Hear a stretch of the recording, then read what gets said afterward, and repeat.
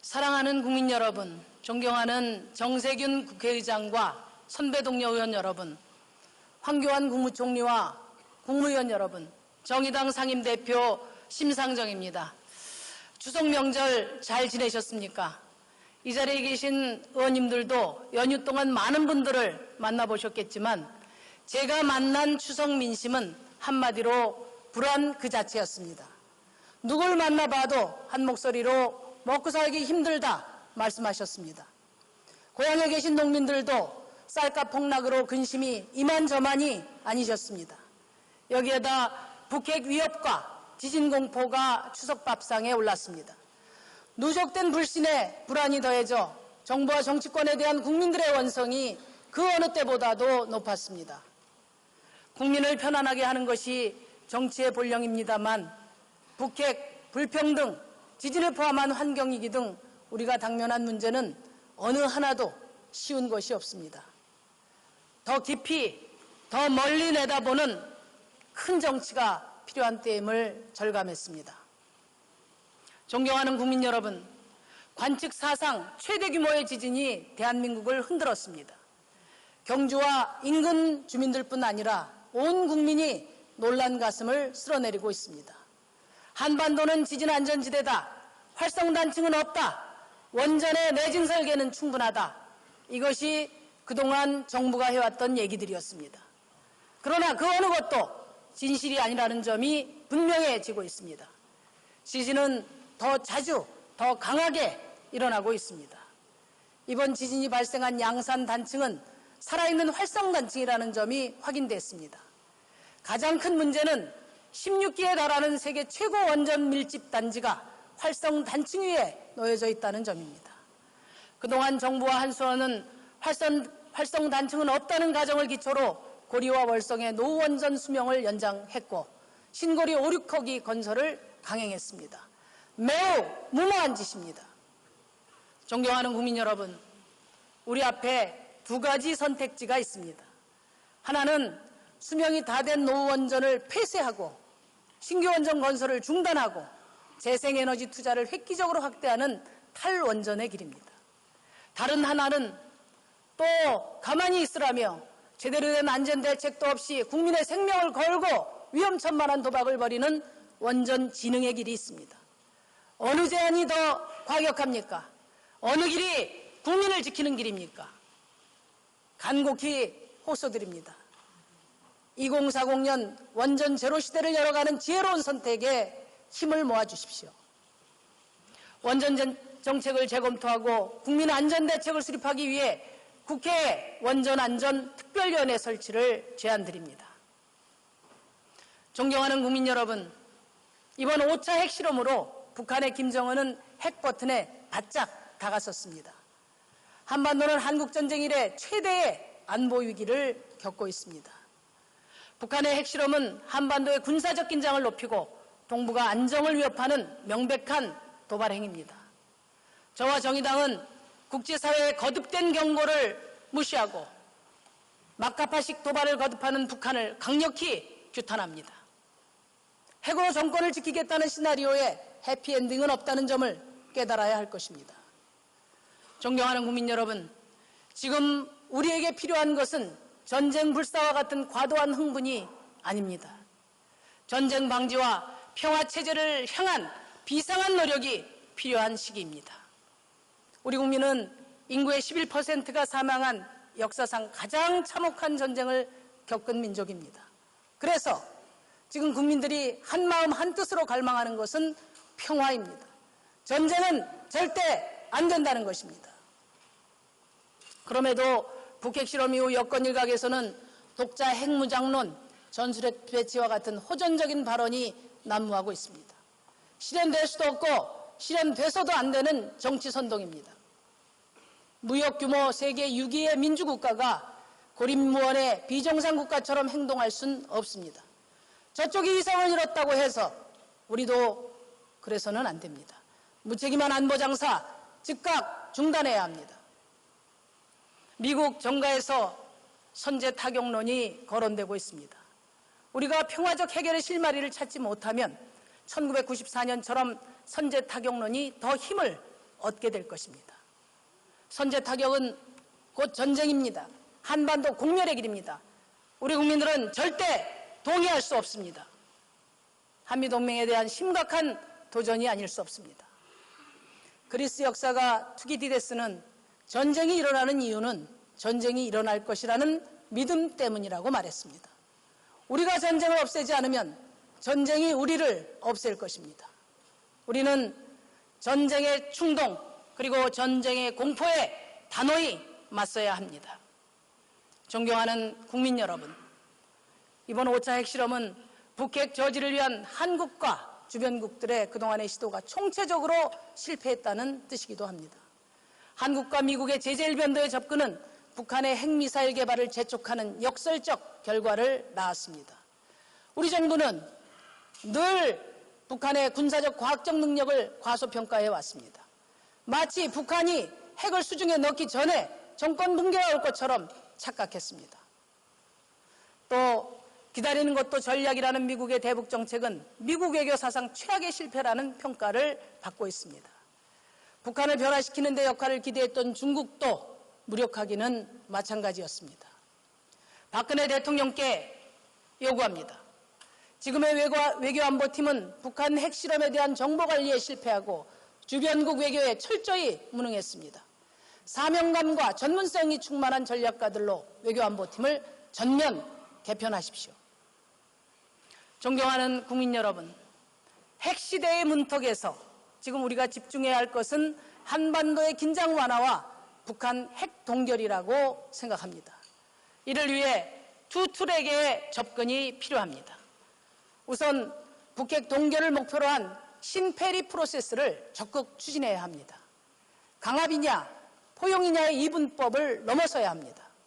무엇보다 북한을 대화의 테이블에 앉히고 북핵 동결을 이끌어내는 인텐시브를 책임있게 제시하는 데 힘을 모아야 합니다. 그 과정에서 각국은 영내 군사적 긴장을 고조하는 행위를 당연히 자제해야 할 것입니다. 이와 함께 다자간 안보협력 재구축을 위한 아시아판 헬싱키 프로세스를 실현해야 합니다. 사드 배치와 전략무기 전개라는 패권의 프로세스가 아니라 한반도의 전략적 이해를 가진 6개국이 서로의 국가 안보 이익을 조정하는 새로운 공식을 마련해야 할 것입니다. 존경하는 국민 여러분, 안보는 초당적으로 협력해야 한다는데 전적으로 동의합니다. 그러나 안보에 여야가 따로 없다는 말은 곧 안보는 정권을 넘어선 정책적 일관성을 갖춰야 한다는 뜻으로 저는 생각합니다. 저와 정의당은 한반도 프로세스, 동북아 평화구상 등 박근혜 대통령의 외교안보 전략에 전적으로 협력을 약속했었습니다. 그리고 진심으로 큰 성과가 있기를, 그래서 다음 정부가 승계하고 더 강화해갈 긍정적 유산을 남겨주기를 바랬습니다. 그러나 박근혜 대통령은 자신의 공약을 손바닥 뒤집듯 폐기했습니다. 개성공단 폐쇄 등 지난 시기 보수와 진보가 함께 쌓아온 대북 정책에서 이탈했습니다. 정의당은 군사적 긴장을 높이는 일방적인 외교 안보 전략에는 협력할 수 없습니다. 박근혜 대통령은 정부 정책에 반대한다고 야당을 불순 세력으로 매도했습니다. 또 야당이 제안한 여야정 안보협의체도 거부했습니다. 박근혜 대통령께 묻겠습니다. 진정 야당의 협력을 바라고 계신 겁니까? 북핵 대응 사드 대책 등 당면한 외교안보 현안에 대한 초당적 협력은 어느 때보다도 절실합니다. 그렇다면 정부 외교안보 전략의 큰 원칙에 대한 공감대가 선행되어야 할 것입니다. 초당적 안보협의체 구성을 다시 한번 촉구합니다. 존경하는 국민 여러분, 불행하게도 북핵만이 대한민국의 당면한 위기의 전부가 아닙니다. 대한민국의 존립을 위협하는 내부의 적은 바로 불평등입니다. 그나마 다행인 것은 이를 모르는 사람은 거의 없다는 것입니다. 각 당 대표님들께서 바로 이 자리에서 한 목소리로 외친 얘기가 바로 격차 해소였습니다. 그러나 문제는 어떠한 실효성 있는 정책도 구체적 실천도 뒤따르지 않고 있다는 데 있습니다. 지난 5월 28일 발생한 구의역 스크린도어 사고를 다들 기억하실 겁니다. 19살 꽃다운 청년의 죽음에 온 사회가 전율했습니다. 여야 각 당에서 각종 법안과 대책을 쏟아내며 약속했었습니다. 그러나 그 역시 지금까지 달라진 건 아무것도 없습니다. 그래서 제2, 제3의 구의역 사건은 오늘도 계속되고 있는 것입니다. 지하철 공사장에서 붕괴돼서 죽고 조선소에서 물에 빠져 죽고 떨어져 죽습니다. 지하철 발판을 철거하다 깔려 죽고 야간 작업 중에 고속열차에 치여 죽고 있습니다. 민생 제1구호가 넘쳐나는 우리 정치가 이렇게 무책임할 수는 없습니다. 사람이 죽고 사는 절박한 문제인데 내 가족 문제라면 이렇게 느긋할 수 있겠습니까? 장황한 말만 앞세우는 레토릭 정치에 국민들의 불신이 하늘을 찌릅니다. 국민들이 절실한 만큼 정부와 국회도 절실해야 합니다. 국민들이 급한 만큼 우리 정치권도 서둘러야 할 것입니다. 존경하는 국민 여러분, 불평등 해법 간단합니다. 높은 천장은 낮추고 바닥은 끌어올리면 됩니다. 1929년 대공황 당시 미국의 뉴딜 경험에서 보듯이 고소득층과 저소득층의 대압착이 필요합니다. 정의당은 불평등 해소를 위한 3대 대압착 플랜을 추진해 나가겠습니다. 노동시장 안에서는 최저임금을 연동하는 일명 살찐 고양이법을 적용하고 대중소기업 간의 격차 해소를 위해서 초과이익 공유제를 실현하며 노동시장 밖은 아동, 청년, 노인 기본소득제 도입을 제안합니다. 첫째, 민간기업의 임원은 최저임금의 30배, 공기업은 10배 이내로 제한하는 최고임금제를 도입합시다. 2014년 현대자동차 정몽구 회장이 받은 보수는 216억 원이었습니다. 216억 원은 최저임금의 1650배에 달하는 액수입니다. 10대 그룹 상장사 78곳의 경영자 보수는 일반 직원의 35배, 최저임금의 180배에 달합니다.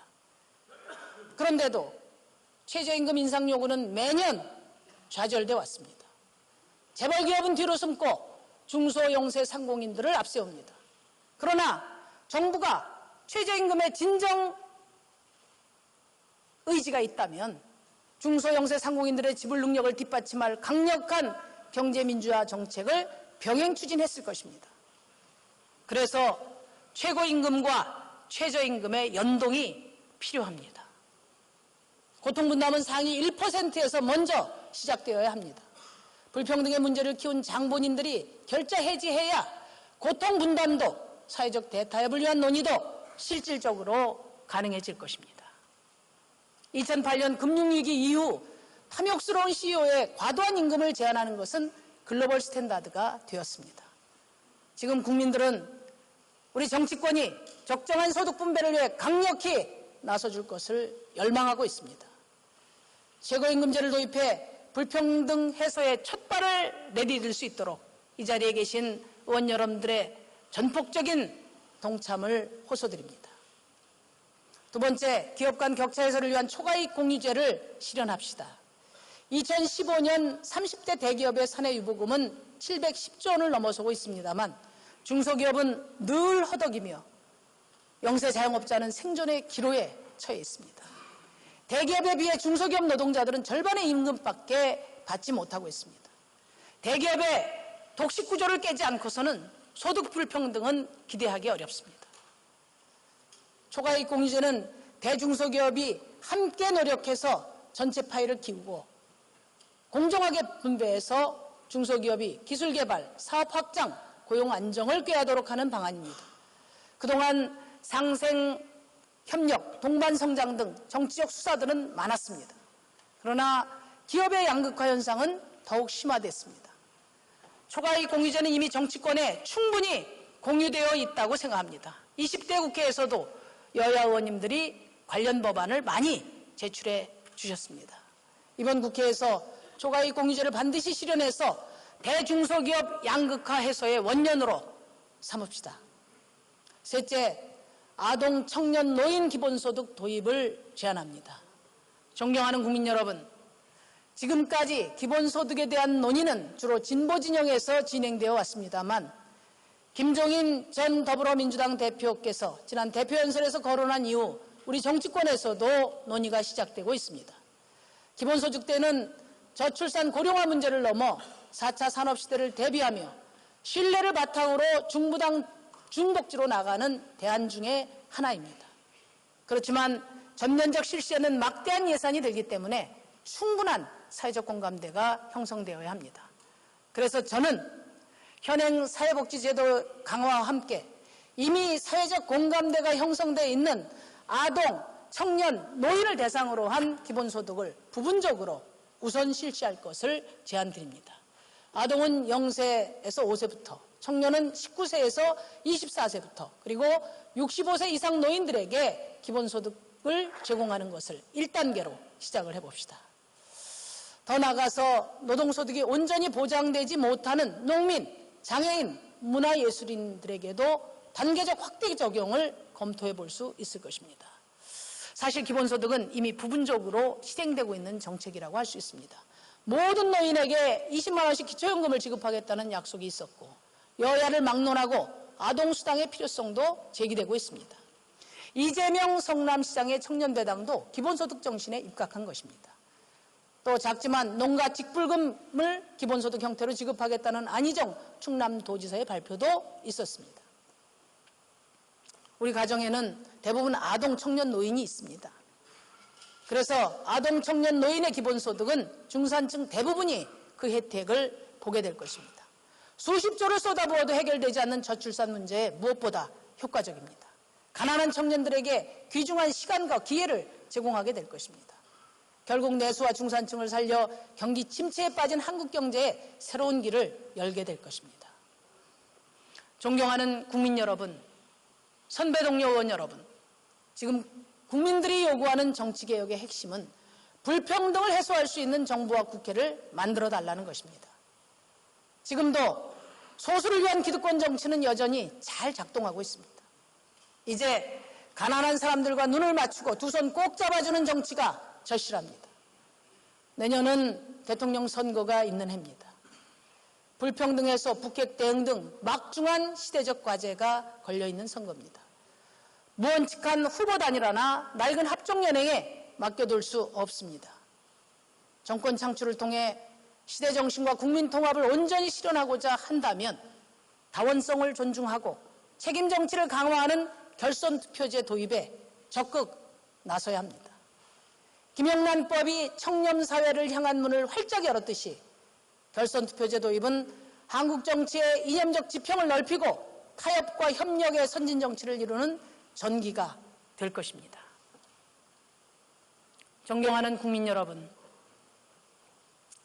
이렇게 오래 걸릴 줄 알았으면 그냥 가슴에 묻어두고 사는 게 나았을 걸.